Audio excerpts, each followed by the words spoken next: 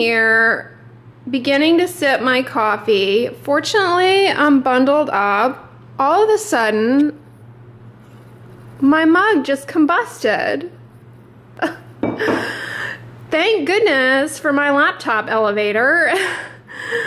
And thank goodness that I'm wearing like a thick robe and this blanket. Otherwise, I'd have burns all over. I am so sad, and I'm inadequately caffeinated to cope with this. I'm not really crying, but I do feel a little emotionally overwhelmed right now. Hey guys, off to a rocky start this morning. It's pretty early, it's still kind of dark out, but anyways, I wanted to come on and welcome you to the vlog. Today I'm going to chat with you all about a derivative of azelaic acid that you've been asking me about. I'm going to go run errands, brace the cold, because we're supposed to get a pretty bad cold snap this weekend. And I'm going to do some baking, and then tonight I'm going to share with you guys how to use that Good Molecules AHA BHA product. You guys know from my videos that azelaic acid is a great ingredient for acne, hyperpigmentation, and for rosacea. I mean, it's a really wonderful ingredient. In prescription strength form, it's been shown to benefit not only the redness of rosacea and the symptoms of rosacea, but it's also been shown to improve hyperpigmentation. And then it's got an anti-acne effect. It's safe in pregnancy. It's pretty well tolerated, and it's typically prescribed and used twice daily. You can also buy it here in the States over the counter in a less potent strength that can, be helpful for redness and irritation and hyperpigmentation and acne to a certain extent, possibly, although all the data is with the prescription stuff. Anyways, there is a form of azelaic acid that you'll find in many products called potassium azelaic diglycinate. It's basically a different form of azelaic acid that has glycine in it. It's newer, but in non-industry sponsored studies, which is a plus, it's actually been shown to be useful for some of the same conditions and issues as azelaic acid. It's got an anti-sebum effect to it, so it can help with oiliness. It has a skin brightening effect, just like azelaic acid, and it's been shown that when applied to the lesions of rosacea, it can improve not only the redness, but also a lot of the symptoms of burning, stinging, and irritation. So it's beneficial. It's just not as well studied as what you're going to find in the prescription strength azelaic acid, but it's definitely well tolerated, beneficial, and a good ingredient. So if you have a product that has potassium azelaic diglycinate, yes, it's a good ingredient. It's probably going to provide you many of the same benefits that azelaic acid would. Hard to say how it compares though to the prescription strength stuff, but it's still going to offer some of those benefits, maybe not as robustly, but it is beneficial. And the glycine component of that is actually very moisturizing, and it's probably one of the reasons why it helps rosacea and acne. Both rosacea and acne, they have in common the fact that there's a skin barrier defect. So moisturizing is really important. Azelaic acid itself can be a little drying, so that glycine component, I think, is probably what makes it really well tolerated and maybe helpful getting some moisturizing alongside that form. Hey guys, I'm bundled up for the freeze. This weekend is our cold snap. It's quite cold for here. And I'm taking advantage of it to rock this Lucky Brand scarf that I got in a FabFitFun box, of course.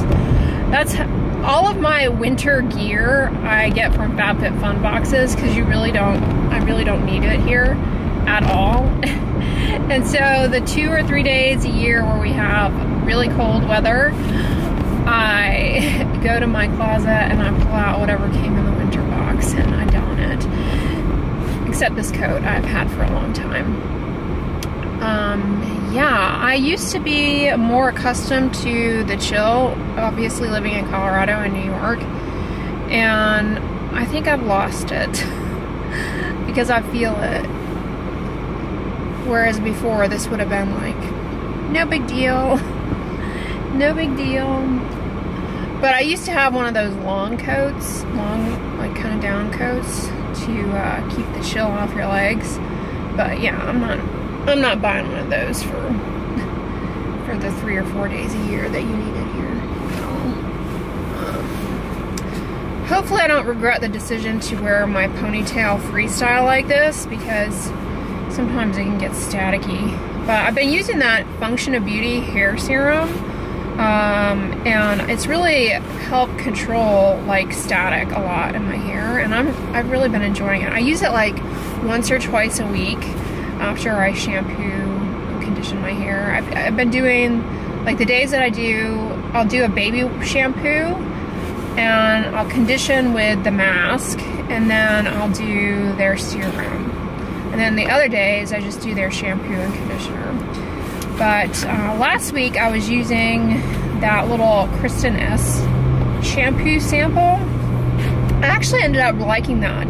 But one thing I didn't care for about it was the smell. The fragrance was really, really strong. That could be because the sample that I was using was pretty old. Maybe the, fragrance, it sometimes gets like headache inducing after a period of time. It kind of turns, if you will. So it could have been that it was just old. But yeah, it was quite strong. And it lingered, the fragrance lingered all day. And then when I was editing the video of me in Target, I've got to be better about this, you guys. When I shop, like, I can't help it. I can't move through a store at a snail's pace. It's just not my personality. But it makes, like, editing a nightmare, because I'm, like, all over the place, and it makes me motion sick. I'm like, stop with the camera. I need, like, I don't know, I need one of those cameras that goes on your head or whatever and stays really still, because I get like distracted in the store. I'm like, oh, look at this, oh, look at this, oh, look at this. So I actually got like transiently motion sick editing the other day. Combination of the Kristen S fragrance and the shampoo and my crummy vlogging skills about did me in. I almost had to take a Dramamine. I kind of had to lie down with my feet up for a few minutes to regain my strength. I'm prone to motion sickness. When I was a child, I would get motion sick all the time in the car, and I would have to like lie down in the back seat. I was really prone to motion sickness. Now I drive everywhere, so I don't get motion sick myself. But yeah, I was really prone to it.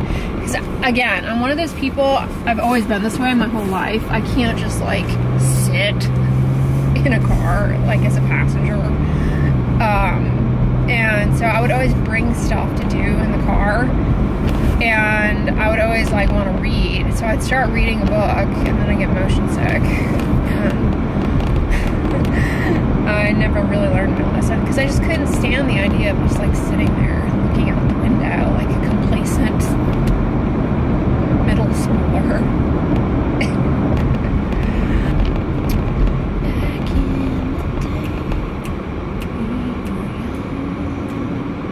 You guys having a good weekend?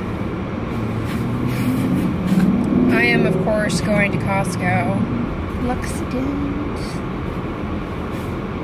Did you guys have a good Valentine's last weekend? Tomorrow is Valentine's Day here. I enjoy Valentine's Day. You know, single people fall into two camps. Those who just like love Valentine's Day, be its thing, and they're like happy for other people, and those who like have to whine. And it's just like, dude, why are you pissing on somebody's cornflakes? Like, just let the like couples have their like one day. Like, oh, I'm single, and like this is so depressing. I'm offended that people are getting flower. Buy yourself some stuff, send it to yourself, and enjoy your day. Be like, I don't have to stress about, you know, what I'm gonna wear or anything. I don't need a singles day. I don't need a special day. I like Valentine's Day. It's commercial, and shoot, you know, you don't have to be in a relationship to enjoy it. Enjoy all of the decor and whatnot. yeah, when single people complain about Valentine's Day, it's just like, dude, you know, let people have their fun. I don't get it. It's like, you know, if I were to like whine about Santa Claus not coming down the chimney anymore. Although Valentine's Day and Easter are like the biggest racket days to eat in restaurants or to go out to eat, because not only do they jack up the prices, but I hate it when they do price fixed menus and like set menus and like, this is our Valentine's menu, and you're like, I don't want that. Like I don't know. I feel like they kind of twist your hand. Twist your hand? Twist your arm. I don't even know. These poor little flowers are like, what am I supposed to do with this cold weather? Like is that a pansy? They actually look like they're holding up okay. I have faith that they'll be alright through the freeze. I'm glad we're getting some freeze, but because the reason I'm glad is I'm hopeful, although wishful thinking, I'm hopeful it will kill off some of the mosquitoes, but I think they just lay their eggs so deep in the ground or something that, like, I don't know, they're not, they resurrect no matter what. That'd be great though if we could freeze out some of the mosquitoes. Hey guys, I'm back from the store. I just put my groceries away. I'm gonna do a little baking.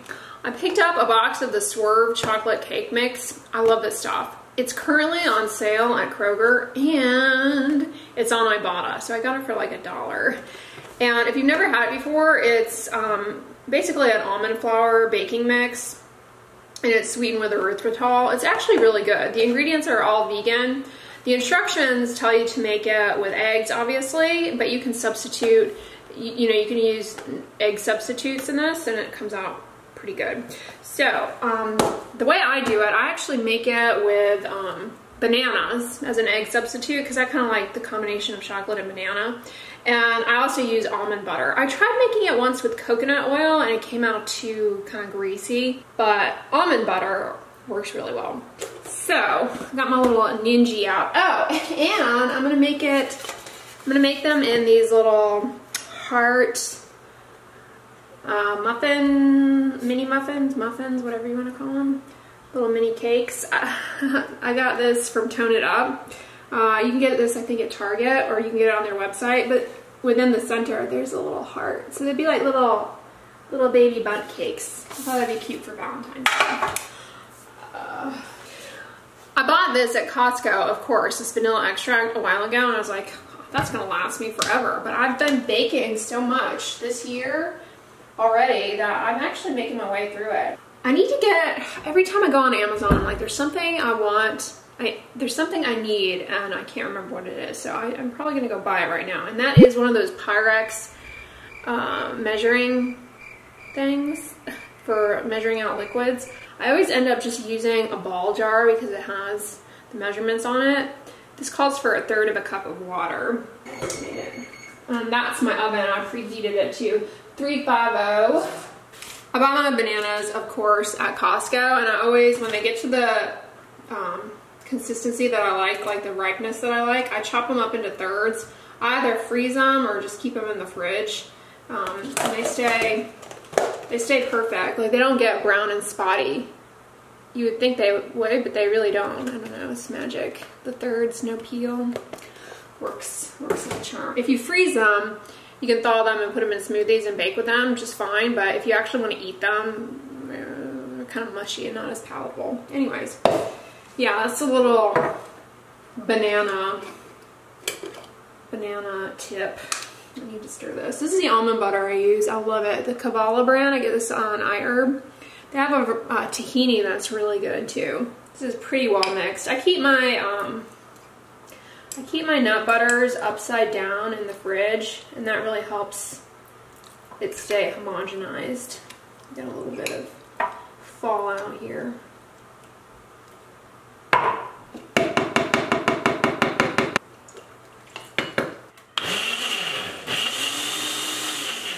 You can also make this with like canned pumpkin or squash, if you're not so into the banana, it ends up coming out really well. I've done that too when I've been out of bananas.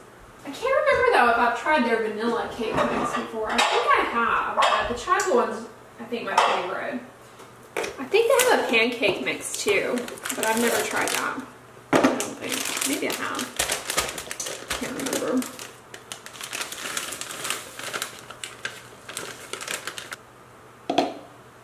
This is a really good drink too, just like a little smoothie.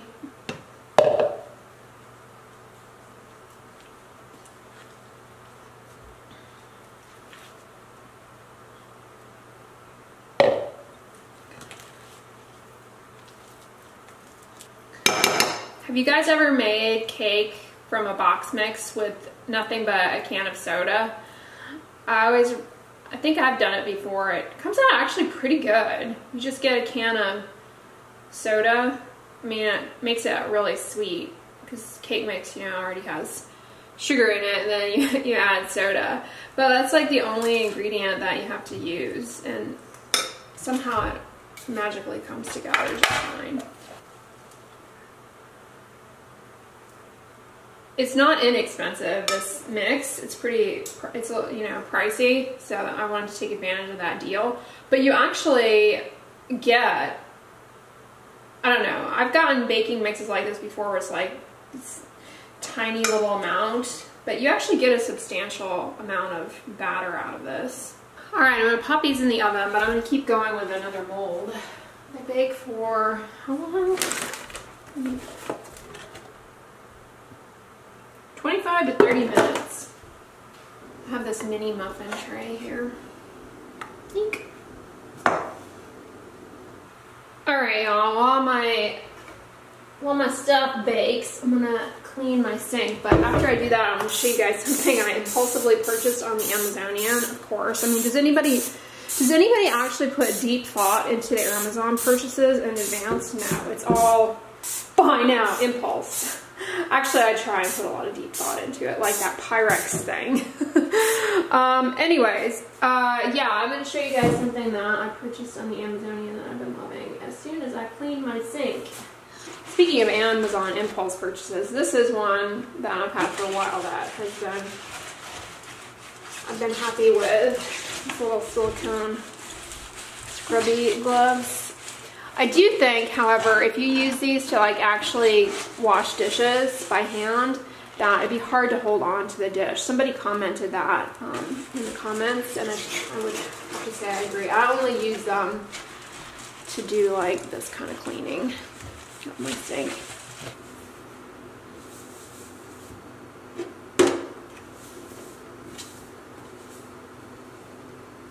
Okay, now that my sink is clean, are y'all ready for this? I'm loving it. I don't really wash dishes by hand, but you know you always have that one dish that can't go in the dishwasher. Well, I have never wanted to have a drying rack because I can't stand how it takes up space. I end up drying stuff on just towels, which is kind of a pain. I found this. I can't remember where I saw it first. I think it was Brittany Vestor on YouTube. It's called Sunpass, and it's a little roll-up dish rack. You can just put over the sink. I am in love with this thing. And when you're not using it, you can just roll back. It's got like a magnet. It's pretty sturdy. I'll show you. Yeah, knives, for example. I never put knives in the dishwasher. That'll ruin them. So I wash them by hand, and then they're always floating around, which is kind of hazardous. So yeah, I've really been happy with this. It wasn't too expensive either. I think it was like 25 bucks. You guys, check her out. This is my incredible edibles, the edible the edible flowers from my new Biggie Aerogarden. Remember when I kicked this off however many weeks ago? And check it out. We're getting some buds there. I saw another one lurking in there. There's another one down in there, and there's one right there. So I can't wait to have flowers. And who doesn't love a junk drawer? I need to organize this. It's where I have the extra pods, and then this is what I use to trim the herbs, take my herb clippings, and then this is the plant food, but it kind of gets gingy. I need to deep clean this. It's already a disaster. And this is for my security system, the Cove thing. You can do it by remote control. All right, so my little swerve muffins came out, cupcakes, whatever you want to call them. And unfortunately, the heart mold did not quite perform. Like, there's supposed to be a heart there from those molds. It didn't really make an impression, but they taste really good. That's all that matters. And then I got some little mini ones out of the deal. So I washed my face in the shower. I used this Rovectin Skin Essentials Conditioning Cleanser. This is good. Free of fragrance and very gentle but effective cleanser. Anyways, my skin is still damp. And this step is something I've been doing, as you guys know, but is not necessary. And I'm just gonna pat on some of the First Aid Beauty Ultra Repair Hydrating Toner. It's moisturizing, and it's got like licorice root in it, which is helpful for calming down redness. If you have inflammatory keratosis pilaris, which is not only the little bumps around the hair follicle, but it's on a red base, that can kind of help. So I'm just gonna pat that into the skin, and then I'm going to put over that a moisturizing cream. You could use any moisturizing cream. I have tons of videos on moisturizers. I'm currently using the Rovectin Anti-Irritant Barrier Repair Ultra Cream. I actually rather enjoy this. So I'm just gonna put it on, seal in the water. You wanna do this, you know, as you can see, while the skin is still damp. That way you really seal in the hydration. Never wash your face and then towel dry it. Well, I shouldn't say never. Wash your face and towel dry it in the case of doing like certain masks and things like that, certain products that say wash your face first and then put it on dry, clean skin that doesn't have any moisture. Like that kind of situation, fine. But for everyday purposes, I don't get how people wash their face and then towel dry it. I have tried doing that recently just to kind of see. I forget why I was doing it. It's not part of my skincare routine, but I was doing it for like some specific purpose, and it was just like agony. My skin felt so tight and dry. Not a good situation. This is the best way to moisturize, and I'm gonna let that dry fully, and then I'm gonna come in with a AHA product. But while that is absorbing, I'm also gonna moisturize my body. And it really won't take too long for the skin to dry. And this way, you know, alpha hydroxy acids, which is what I'm going to come in with next, they can be a little irritating, and this particular product has salicylic acid in it, which also can be irritating. So just to help reduce the irritation, it's nice to go ahead and put it on clean, dry, moisturized skin. That's really the best way. See, if you wash your face and then towel dry it and put on something like that's gonna exfoliate or peel or anything like that, it's just a situation, you know, you're just begging for excess irritation. It's not necessary. So you can always put actives like exfoliants and whatnot on over moisturizer that has dried and absorbed fully. People worry about that, but it's more than fine. It helps reduce the irritation. Anyways, while this is drying, I'm gonna finish moisturizing and I'll show you guys. All right, so my skin, as you can see, the moisturizer has absorbed, it's dry. And at this point, I'm gonna come in with the Good Molecules Overnight Exfoliating Treatment. I shared this with you guys in the brand review recently. It is a combination of alpha hydroxy acids, which if you have KP can help soften that dry, bumpy stuff. And it also has a tiny bit of beta hydroxy acid, salicylic acid, which will also help the KP a little bit. Now this product and the way that I'm using it here also would be a good thing to consider if you've got like areas of hyperpigmentation that you're trying to clear up. You just want to improve skin texture, oiliness, pores.